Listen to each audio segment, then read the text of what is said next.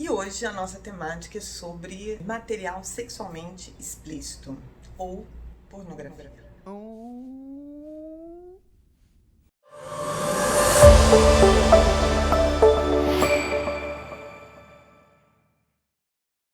Eu vim compartilhar com vocês uma pesquisa que foi publicada agora em abril de 2020 e eu começo falando sobre o tema e sobre os pesquisadores. Cíntia Baumel, Valesca Guerra, Agnaldo Garcia, Aline Rosário. São todos da Universidade Federal do Espírito Santo. Eles fizeram essa revisão sistemática justamente para ver essa questão da nomenclatura, do conceito e ver como é que estavam as publicações, observar os prejuízos, os pontos positivos e negativos do uso da pornografia. E eu vou relatar aqui alguns pontos positivos e depois nós vamos para os 4 pontos negativos que foram observados e que eu acho que de extrema relevância da gente estar conversando agora, porque isso já está chegando na clínica, tanto na psicológica quanto na psiquiátrica, na medida em que as pessoas muitas vezes estão se afastando do mundo real para viver a fantasia. Assim como em outros aspectos, né? Através dos jogos, que a gente já observa muito. E agora chegou nesse momento dessa intimidade dos relacionamentos amorosos, onde muitas vezes a preferência acaba ficando no uso da pornografia. E muitas vezes não com o seu parceiro, mas de forma individual. Onde começa a surgir um desinteresse e uma dificuldade de estabelecer ou restabelecer essa relação de intimidade. Desses 19 artigos, em 42% dos artigos, eles encontraram as seguintes categorias: sexualidade, um ponto positivo seria a sexualidade. O segundo ponto positivo, desenvolvimento pessoal. O terceiro ponto positivo, benefício do relacionamento. Então, esses 3 pontos encontrados nas pesquisas apontaram para a questão do benefício da pornografia, o ponto positivo, digamos assim. Então, a sexualidade, expressões que indicam benefício da vida sexual e o desenvolvimento da sexualidade. Desenvolvimento pessoal diz respeito à normalização, à autoestima, confiança, enfim, aprendizado.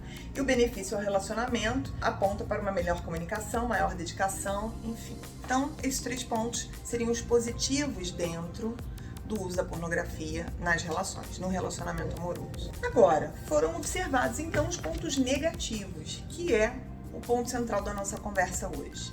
Fico me perguntando se você já tinha pensado nisso, porque ao longo de toda a nossa trajetória das relações sexuais, a nível de história mesmo, dentro da nossa cultura, a pornografia sempre foi vista como algo que iria apimentar a relação, trazer algo diferente, movimentar o dia a dia da nossa relação amorosa. E agora a gente pode estar diante de alguma coisa que, ao perder a medida, pode estar comprometendo essa relação. Então vamos aos 4 pontos que eu mencionei para vocês. O primeiro ponto deles seria, isso foi visto em 39 artigos, que deu 87% dentro desses 39 artigos. O primeiro deles foi prejuízo à saúde, 32%. O que a gente está falando desse prejuízo à saúde? Expressões que indicam prejuízos percebidos à saúde física e mental, como o uso problemático, autopercepção negativa, comportamento sexual de risco. O que a gente está falando aqui?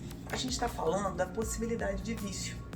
A gente está falando da possibilidade de você estar se afastando do real, da vivência do real, de você se fechar no mundo da fantasia, onde você cria idealizações dos corpos perfeitos, ou seja, a questão da percepção, da distorção da percepção, com relação àquela perfeição daquele corpo, da perfeição daquela performance. Quando você volta para o real, você vai encontrar algo totalmente diferente. Sem contar que naquele visual, e você vivenciando aquilo, você está no controle. Quando você volta, você está diante de alguém que vai ter uma expectativa a seu respeito e que você também não sabe como aquilo pode se desenrolar. Então, é uma perda de controle. Muitas vezes o resultado, ele não vai chegar perto do que você ouviu num filme, num material sexualmente explícito. Então, começa muitas vezes a construir nesse momento uma insegurança. Então, pode ser que a partir disso haja um retraimento. Você prefira se poupar de qualquer dificuldade do que você investir.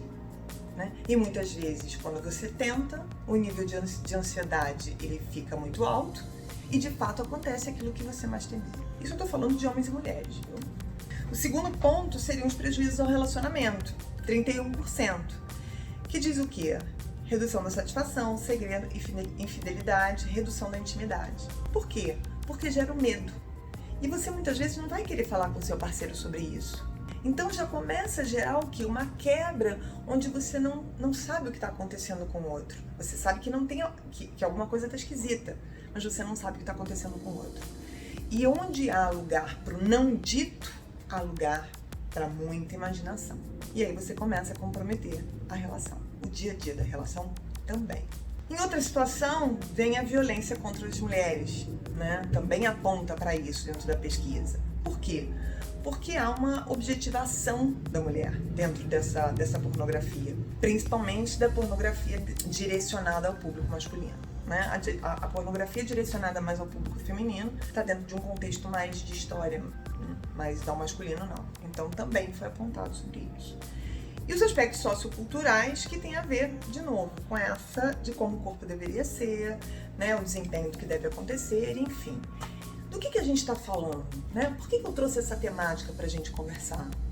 Porque, de novo, a gente está caindo no campo das idealizações. Como a gente está vendo hoje, meninas que estão passando por cirurgias estéticas porque querem ficar com a fisionomia igual a dos seus filtros dos celulares. Então, pessoas que estão tendo dificuldade nas suas relações sexuais, nas suas relações amorosas, porque querem ter a performance que acontece num filme onde tudo é montado, onde aquele grito não é aquele grito. Então, qual é a minha reflexão? Por que eu trouxe isso para a gente conversar? Para a gente refletir que a nossa vida acontece no mundo real, no olho no olho. É aqui, eu e você. É você aí do lado das pessoas que você ama. É você se aceitando do jeito que você é. É isso que a gente tem que buscar. É isso que a gente tem que fazer. Se conectar com a nossa essência, com o que a gente é. Se a gente um dia é frágil, se a gente um dia falha, se a gente não tem o nariz que a gente não queria, enfim, vamos nos aceitar e viver o real. Até! Inscreva-se no canal, toque o sininho.